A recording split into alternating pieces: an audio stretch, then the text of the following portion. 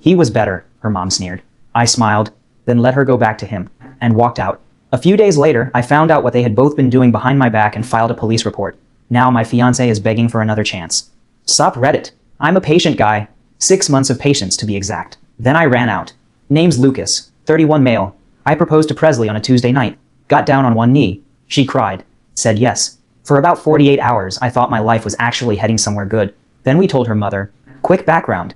I grew up in a small town in Ohio, where my dad ran a welding shop and my mom worked dispatch for the county sheriff's office. Blue collar down to the bone. First person in my family to finish college.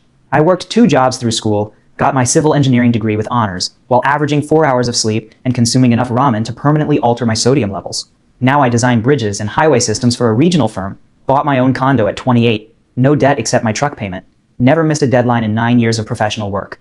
The kind of guy who shows up early, stays late, and doesn't complain about either. By most people's standards, a solid guy to marry. Not by Lorraine Whitfield standards. The engagement announcement happened at her house. She answered the door wearing pearls at 3 in the afternoon on a Saturday. Full strand. Freshly polished. She looked at us, saw the ring on Presley's finger, and her face did this thing where the smile showed up about 3 seconds late. Oh, that's wonderful. The pause before wonderful lasted long enough to file taxes. Then she examined the ring like a pawnbroker, appraising stolen goods. Turned Presley's hand side to side. Squinted. Let the silence build until everyone in the room felt uncomfortable. Gavin would have gotten her a princess cut. This is very round, and there it was. First mention of the ghost who'd haunt my entire engagement. Gavin, Presley's ex from 3 years prior. The guy Lorraine apparently kept on standby like some kind of romantic insurance policy. I'd heard about him maybe twice from Presley herself. Ancient history. Didn't work out. They wanted different things. Nothing dramatic. But according to Lorraine, Gavin was Einstein, young Clooney, and whoever invented central heating rolled into one spectacular package of human achievement. My buddy Theo, who I'd known since sophomore year, started calling it the Gavin counter after I vented about the 3rd family dinner. We hit double digits by month 2. The pattern became predictable. We'd visit. Lorraine would take a shot comparing me unfavorably to the ex. I'd absorb it. Presley would apologize in the car, on the way home. Rinse and repeat. I told myself it was just one person. Presley's older brother Cole lived across the country and stayed out of family politics. Her grandmother was genuinely lovely. It was just Lorraine. But just Lorraine was exhausting. She criticized my job. Civil engineer, she said once, stretching the words like taffy. That's very practical. She made comments about my condo being small, my truck being blue collar, the fact that I didn't golf. Nothing explosive at first. Just constant little digs. The kind that don't seem like much on their own, but pile up over time. I started dreading weekends. Started making excuses to work late on Fridays, so we'd have less time at her house. Started feeling my jaw clench the moment we turned onto her street.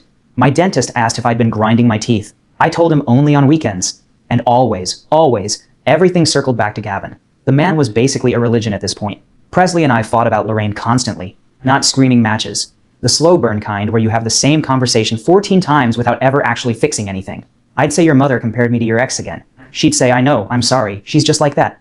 I'd say, can you talk to her? She'd say, I've tried, she doesn't listen. I'd say, try harder. We'd go to bed frustrated and wake up pretending everything was fine. I'm a patient guy. I once spent 8 months dealing with a contractor who couldn't read blueprints without losing my temper. The man literally installed drainage pipes flowing uphill. I just calmly explained the basic principles of gravity, like I was teaching kindergarten. But patience has limits. Mine was running out faster than I wanted to admit. 3 months into the engagement, things with Lorraine escalated. Like she sensed the wedding getting closer, and decided to stop holding back. First there was the bridal shower she hijacked. Presley's maid of honor Vanessa had planned a nice, low-key gathering at a restaurant downtown. Exactly what Presley requested. Small guest list, simple menu, no fuss. Lorraine showed up 45 minutes early with her own centerpieces in the trunk. Custom made. She rearranged the entire seating chart without asking anyone while the waitstaff watched in confusion. Then she stood up during appetizers and announced that the venue was beneath what her daughter deserved. But she supposed they were working with a limited budget. The room went quiet. Vanessa's face turned red. Half the guests stared at their plates. Vanessa later told me she'd never been so disrespected at an event she planned. Presley apologized to her mother for Vanessa's sensitivity. Not to Vanessa, to Lorraine. For Vanessa being upset about having her event publicly criticized. Then came the dress shopping incident. Lorraine vetoed 4 dresses before they even made it to the fitting room. Too plain, too flashy, wrong neckline, wrong silhouette.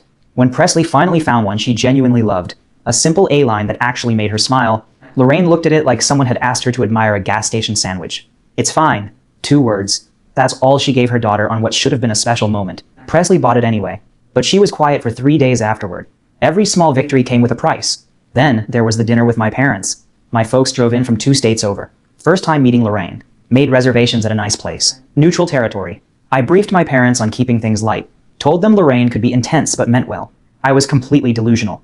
Lorraine spent the entire meal interrogating my mother about our family's financial history, asked pointed questions about my father's retirement investments, whether they owned their home outright, what kind of neighborhood they lived in. My mom tried to change the subject twice, asked about the restaurant's history, complimented the bread. Lorraine steamrolled right through both attempts like they were speed bumps. My dad, who built his welding business from nothing and still has the calluses to prove it, sat there eating his pasta with the look of a man actively choosing not to flip a table. Then, when my mom mentioned she was proud of me for buying my condo young, Lorraine smiled with all the warmth of a February wind. Well, Gavin owned 2 properties by that age, commercial and residential, but I'm sure your son is doing his best with what he has. The silence at that table could have been bottled and sold as awkwardness concentrate. In the parking lot afterward, my mom pulled me aside.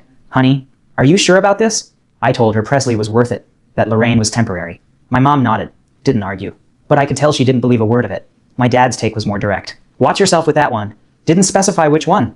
Didn't need to. By month 4, we were fighting more than we were getting along. Greatest hits from Lorraine included the time she asked if my college even had real accreditation, the time she wondered aloud if my condo had enough room for children or if we'd have to raise them in a closet, and the time she introduced me to her book club friends as Presley's current situation. One night after a brutal dinner where Lorraine spent 45 minutes discussing Gavin's recent promotion like he was still part of the family, I tried to have a real conversation about it. I told Presley I needed her to pick a side, not in some dramatic ultimatum way, not asking her to cut her mother off, just an acknowledgement that what her mother was doing was wrong, that she saw it, that she was on my team when it mattered. She sat on the edge of our bed and looked at me like I'd asked her to solve differential equations in her head. You don't get it. My relationship with my mom is complicated. It's always been complicated. I can't just flip a switch and change everything. Okay, so when then? I asked. How long before she stops comparing me to your ex? When do I get to be treated like an actual person instead of some disappointment she's putting up with? She never had an answer. That was the problem. Presley turned 29 in early May. Lorraine insisted on throwing her a party at the house. Translation. She wanted complete control over every detail, every guest, every moment of her daughter's special day. The morning of the party, I had a bad feeling. Nothing I could point to specifically. Just this gut sense that something was about to go sideways. I mentioned it to Theo when he called to confirm he was still driving down. You're being paranoid, he said. After 6 months with Lorraine? Paranoid is just another word for prepared. I'd spent 2 weeks tracking down Presley's gift. She'd mentioned wanting this specific vintage record player she'd seen online months ago. Limited edition, fully restored. Beautiful walnut finish with original brass hardware from the 1960s. The kind of thing you don't just find on Amazon. The kind of thing that requires actual effort to track down. Found one through a collector in Portland. Paid more than I probably should have. Had it shipped with insurance that cost almost as much as the shipping itself. Spent a whole Saturday testing every function to make sure it worked perfectly. Even tracked down a first pressing of her favorite album to go with it. The party started fine. Normal enough. Lorraine's friends making small talk about their renovations and vacations. Their kids' college applications. Their upcoming trips to places I'd never been. Standard suburban crowd. I stayed near the food table and tried to blend in. One of Lorraine's friends asked what I did for a living. Pleasant enough woman. Genuine smile. When I said civil engineer, she nodded with what seemed like real interest. Started asking about bridge design. Then Lorraine jumped in from across the room. He designs roads mostly. Very salt of the earth work. Like I was a medieval peasant who happened to own a computer. The woman's smile flickered. She excused herself shortly after. The look on Presley's face when she opened my gift was exactly what I'd hoped for. Eyes going wide. Real smile. That little gasp she does when something catches her off guard. Oh my god. This is perfect. I can't believe you actually remembered. For about 30 seconds, everything felt right. This was why I was doing all of it. These moments. This person. This future we were building together. Then Lorraine walked over. She looked at the record player. Looked at me. That's interesting. Very kitsch. She said kitsch the way most people say cockroach. Gavin always gave her jewelry though. Something she could actually wear outside the house. I kept my voice level. Good thing I'm not Gavin. Lorraine's smile didn't reach her eyes. Obviously not. I was still processing that when I noticed someone across the room who absolutely should not have been there. Tall guy, dark hair, expensive polo shirt, standing by the refreshments table like he owned the place. Presley saw him at the same moment. Her face went through confusion, recognition, and panic in about 2 seconds flat. That was Gavin, the legendary Gavin. Standing in the living room at my fiancé's birthday party, I looked at Lorraine. She was watching us with barely hidden satisfaction. Oh, didn't I mention? I ran into Gavin at the country club last week. Thought it would be lovely for them to catch up. There it was. She'd invited my fiancé's ex-boyfriend without telling either of us. On purpose. Theo materialized next to me holding a plate of appetizers. Dude, tell me that's not who I think it is. It is. On a scale of 1 to signing her up for 200 timeshare brochures, where are we at? I'm thinking Scientology mailing lists. I made it through the rest of the party. Barely. Smiled when I was supposed to smile. Made small talk with people I didn't know. pretended not to notice Lorraine steering Gavin toward Presley every chance she got. At one point, she literally took Presley's arm and walked her over to where Gavin was standing by the fireplace. Left me holding 2 drinks nobody wanted. One of Lorraine's friends actually gave me a pitying look. "Oh, Gavin, you simply have to tell Presley about your promotion." Gavin, "Didn't you two used to love that restaurant downtown?" Gavin, "Remember that weekend you surprised her in Vermont?" The worst part wasn't Gavin himself. The guy seemed uncomfortable half the time. The worst part was watching Presley smile and nod and play along while her mother ran the whole show. Not once did she pull away. After the last guest left, and it was just me, Presley, and Lorraine in the living room, surrounded by wrapping paper and dirty dishes, I said what I'd been holding back for 6 months. Lorraine was loading plates into the dishwasher like I wasn't even there. Like I was furniture that had overstayed its welcome. "You invited him on purpose." She didn't look up. "I don't know what you mean. You knew exactly what you were doing. You've known what you were doing since the day I proposed." She finally turned around. Her smile could cut glass. "Embarrass you? Honey, I don't need to embarrass you. You do that just fine on your own." Presley stepped between us, looking panicked. "Can we please not do this right now? It's my birthday." I turned to her. "Your mother invited your ex-boyfriend to your birthday party. Without telling you. Without telling me. She spent the whole night pushing you two together. Does that seem normal to you?" She didn't answer. Just stood there, wringing her hands. Lorraine jumped in. "Gavin is an old family friend. He was practically part of this family for 3 years. Unlike some people, he knows how to conduct himself. You've been comparing me to him since the day I proposed. Nothing I do is good enough. Tonight you looked at my gift and called it kitsch." Lorraine dropped all pretense. "Because it's true. Presley deserves better than average. Someone with real ambition. Someone who can give her the life she was meant to have." I turned to Presley. My fiancée. The woman I defended to my own family. The woman I'd spent 6 months absorbing insults for. "Are you gonna say anything?" She looked at me. Looked at her mother. Back at me. I could see her weighing options. Figuring out which relationship mattered more right now. And instead of defending me, instead of finally saying something after 6 months of silence, she said the words that ended us. "She's got a point, okay? Maybe if you actually tried harder, she wouldn't think you're so pathetic. Maybe if you did something impressive for once, she'd have something nice to say." The room went dead silent. Even Lorraine looked slightly surprised. Like she'd been hoping to win but hadn't expected a total knockout. Pathetic. 6 months of trying. 6 months of patience. 6 months of smiling through insults and telling myself it would get better. All of that gone because of a single word from the person who was supposed to have my back. I nodded. Felt something cold settle in my chest. Cool. Good to know where I stand. Right. I reached into my jacket pocket and pulled out the wedding band I'd been carrying for weeks. Custom made. Her grandmother's birthstone set into the band because Presley had mentioned once, early in our relationship, that she wished she had something to remember her by after she passed. 2 months of savings. Hours of research finding the right jeweler. Weeks of anticipation waiting for the perfect moment to show her. I set the ring on the coffee table, right next to a coaster Lorraine had complained about the last time I visited. "Here, for all the stuff you won't have to settle for anymore." Then I walked out without looking back. Didn't slam the door. Didn't yell. Didn't give Lorraine the satisfaction of a scene she could twist into a story about my temper later. Just a clean exit. Got in my truck and drove home through empty streets. Didn't remember a single turn I made. Just autopilot and silence and that weird calm that comes after something breaks. Theo called around midnight. "What do you need?" "Right now, nothing. But check in tomorrow. I might need help moving her stuff out." Presley texted the next morning. Said she was sorry. Said she didn't mean it. Said her mother pushed her too far and she snapped. Said she loved me and we could work through this together if I just gave her another chance. Classic morning after regret from someone who finally showed their true colors and didn't like what they saw. I didn't respond because there was genuinely nothing left to say. She called. Voicemail. She showed up at my condo that afternoon. Knocked for 15 minutes straight. I sat on my couch 12 feet away and didn't answer. Just listened to her knock, then beg, then finally give up. Watched through the peephole as she walked away, looking smaller than I'd ever seen her. Shoulders hunched, head down. Then went back to packing her stuff into boxes. Theo came over that evening to help. The apartment was mine. Lease in my name. All my furniture. But Presley had things everywhere after almost a year together. Her shampoo in the shower. Her toothbrush in the holder. Her coffee mug still in the sink from 2 mornings ago, when everything had been normal. We boxed it all up. No cutting up clothes or throwing things away. No dramatic gestures that would feel good for 5 minutes and stupid forever after. I just wanted her gone from my space. "We're really not going to do anything?" Theo taped a box shut. "That woman made your life miserable for 6 months. And Presley just sat there and let it happen. What do you want me to do? Egg her house?" I have a spreadsheet of ideas. It's pretty comprehensive. Alphabetized and everything. Cross-referenced by cost, legal risk, and satisfaction level. I almost smiled. File that away. We might need it later. 4 days after the breakup, something unexpected happened. I got a LinkedIn message. From Gavin. I stared at the notification for a solid minute before opening it. What could Presley's legendary ex possibly have to say that I wanted to hear? The guy who'd been held up as my replacement all evening. The ghost I'd been losing to for 6 months. But curiosity is powerful. The message said, "Hey, I know this is weird, but I think we should talk. What happened at that party wasn't what you think. There's something you need to know. Coffee? My treat." I read it 3 times, looked for the catch, the trap. Then I said yes. We met at a coffee shop across town.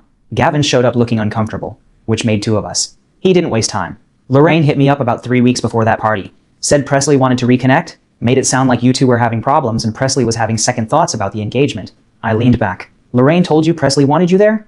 I hadn't talked to Presley in over 2 years. We ended things and moved on. But Lorraine made it seem like she was reaching out on her daughter's behalf. Said Presley was too embarrassed to contact me herself. Why would you believe that?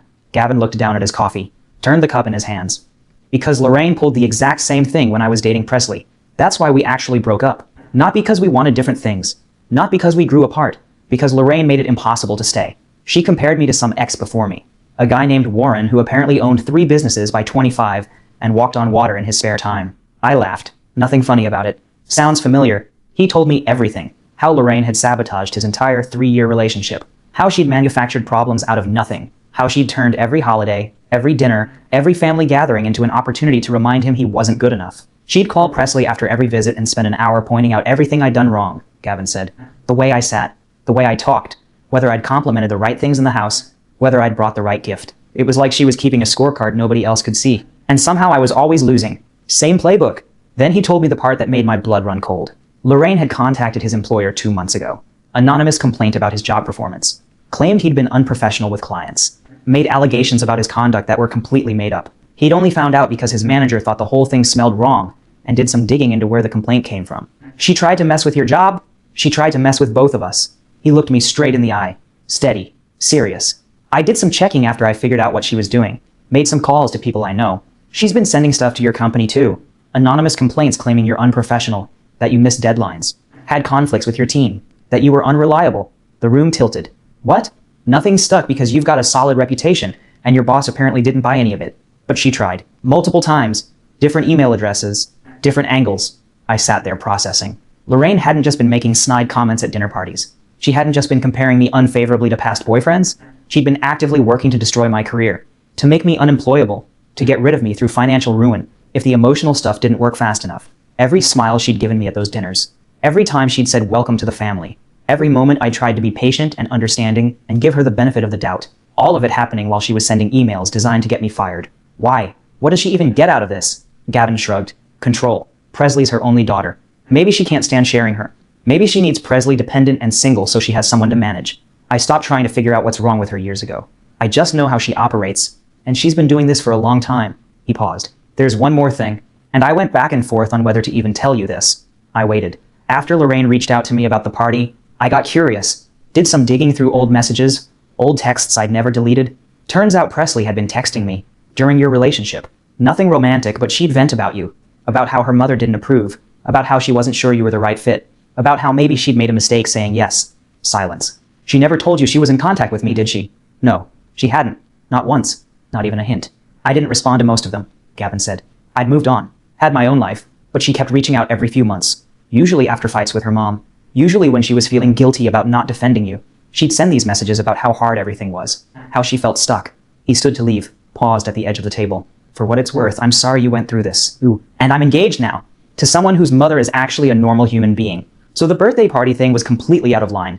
I never wanted to be there. I thought I was helping. I watched him walk out. Sat there for another 20 minutes. Coffee going cold. Brain running through every moment of the past year with new information. Presley had been texting her ex the entire time. Venting about me. Questioning our engagement.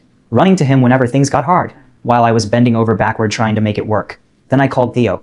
Remember when you said you wanted to do something with style? I've got an idea. The first thing I did was call a lawyer. Theo thought I was being overly cautious. Said we should just post everything on social media and let the internet handle it. But I'd spent enough years in engineering to know that documentation matters. You do it right, with evidence and paper trails.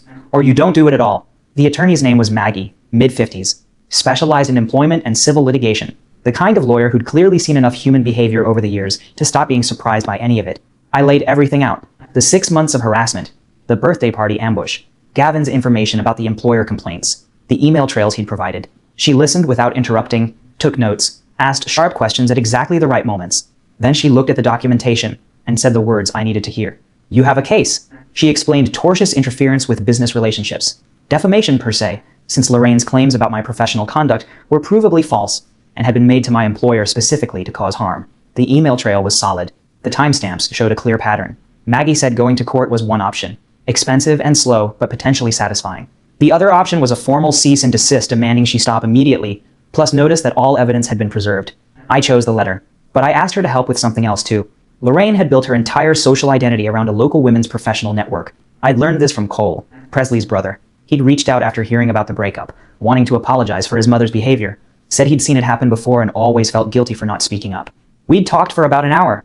8 years on their advisory board, he told me. Charity events, fundraising galas, speeches about mentorship and ethical leadership and supporting other women's careers. Her reputation in that community was everything to her. The thing she protected above all else. Cole's exact words. She cares more about how she looks than anything real. Her image is her whole identity. Take that away and there's nothing left. The network had an annual charity gala coming up in about 10 days. Big event. Local business leaders. Community recognition awards. Press coverage. Lorraine was scheduled to give the keynote speech about supporting other women's professional development. The irony was almost too perfect. I asked Maggie if we could send a copy of the cease and desist, along with all the documentation, to the board as well. Not as a formal legal complaint, just a heads up that someone scheduled to speak about professional integrity had been sabotaging other people's employment through fake complaints. Let them make their own decision with the facts in front of them. Maggie raised an eyebrow. Are you sure about this? Once it's sent, there's no taking it back.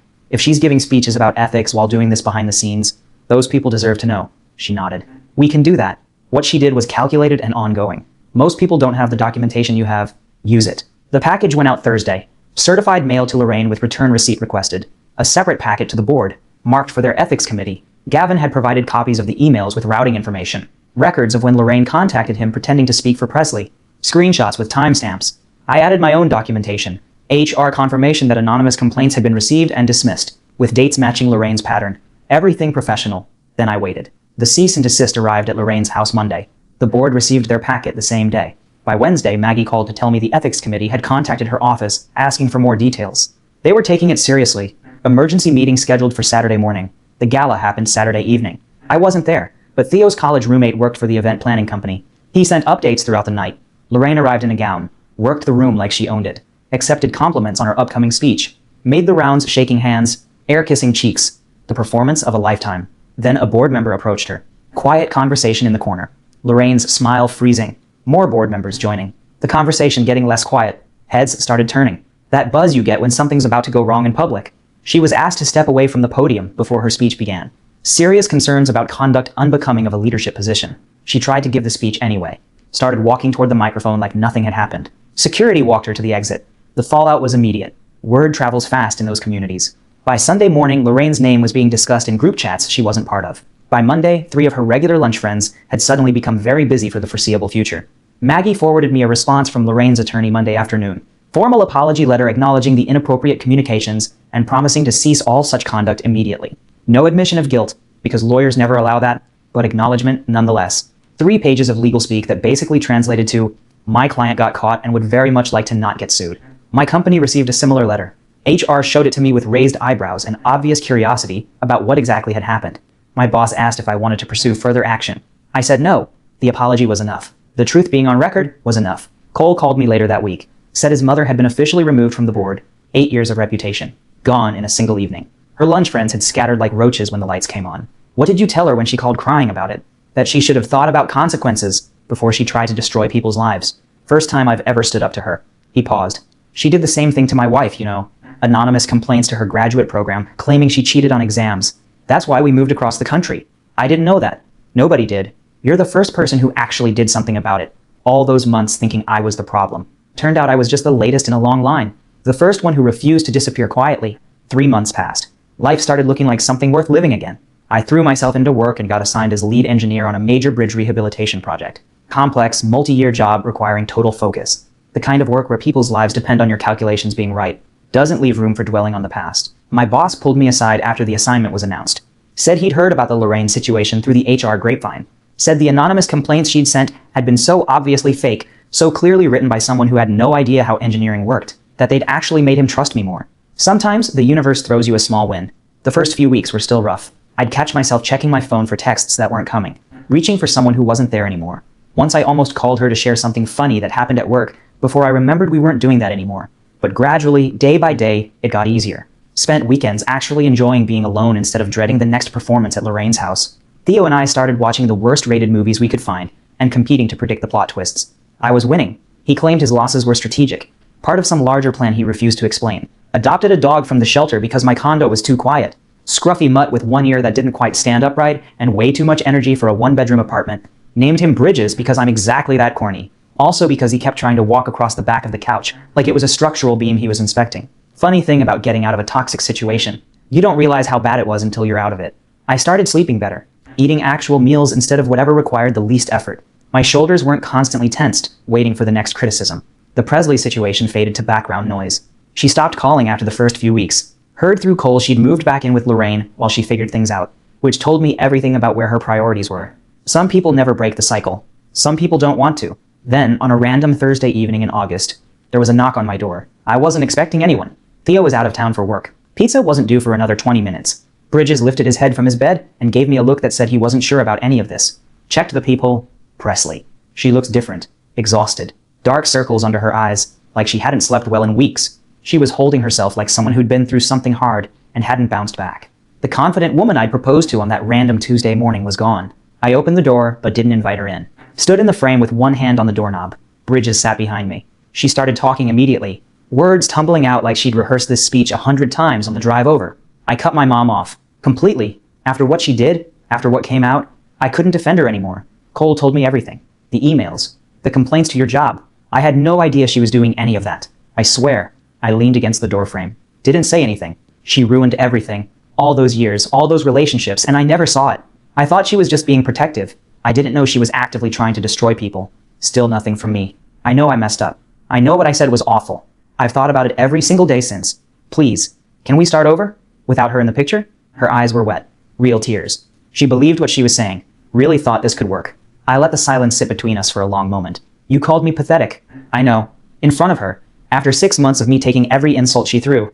And the one time you opened your mouth to say something, it was to agree with her. I was scared. She was my mother. I didn't know how to... That's not my problem anymore. I straightened up from the doorframe. You cut her off now because she got publicly humiliated and the truth came out. But I showed you who she was for 6 months. I asked you to set boundaries. I asked you to stand up for me even once. And you chose her. Every single time. That's not fair. Also, I kept my voice level. Calm. Gavin told me about the texts. Her face went white. You were messaging your ex the entire time we were together, while I was bending over backward trying to make this work. That wasn't... I was just confused. I didn't know what to... You want to know what's not fair? Finding out my fiancé was running to her ex behind my back while I was getting destroyed by her mother in public. That's not fair. She opened her mouth. Nothing came out. We're done. Don't come back here. I started to close the door. Wait! Her voice cracked. So that's it? Everything we had and you can just walk away like it meant nothing? I paused. The record player's in a box by the dumpster if you want it. You're really gonna be like this? Like what? Like somebody who knows his worth? I shrugged. Yeah. Turns out I am. Closed the door. Stood there for a second, listening to her cry on the other side. Then footsteps down the hallway. Lorraine lost her position, her reputation, and her relationship with both her kids. Cole hadn't spoken to her in months. Presley finally saw the pattern, but only after it cost her everything she thought she wanted. Me? For the first time in over a year, I don't have to prove myself to someone who was never going to accept the proof anyway. That's everything. Guys, we are so close to hit 100,000 subscribers on this channel. If you are not subscribed to the channel, please consider subscribing. It really helps hit that 100,000 mark. Thanks for making this dream come true.